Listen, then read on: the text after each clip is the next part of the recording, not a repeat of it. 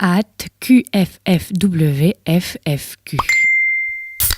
Vous connaissez l'expression « si avant 40 ans t'as pas de Rolex, etc. » Eh bien ça a donné une idée à un des patients avec une sclérose en plaques que je suis. Il bosse dans une grosse boîte qui aide les entreprises dans tout un tas de domaines auxquels je ne comprends rien, mais qui pour ce faire a accès à un nombre considérable de données en tout genre. Et quand les données n'existent pas, ils les produisent eux-mêmes avec des études. Du coup, pays par pays, il s'est demandé à partir de quel âge une personne est enfermée dans sa situation. En gros, si t'es chômeur à 50, peux-tu encore devenir chef du monde chez Total, ou si t'es locataire à 60, peux-tu encore devenir propriétaire, etc. Il m'a expliqué sa méthodologie, elle est compliquée, certains trucs m'échappent, mais de ce que j'ai compris, c'est qu'il s'est intéressé à la population de son ensemble sans tenir compte du niveau de formation, de sexe, de l'ethnie pour les données américaines, etc. Et donc selon lui, surprise, la France est le pays développé avec la Corée et le Japon où t'es scotché le plus jeune. En France, si à 20 ans t'as pas eu un diplôme, si à 28 ans t'as jamais bossé, si à 44 t'es pas proprio, c'est mort. Statistiquement, tu es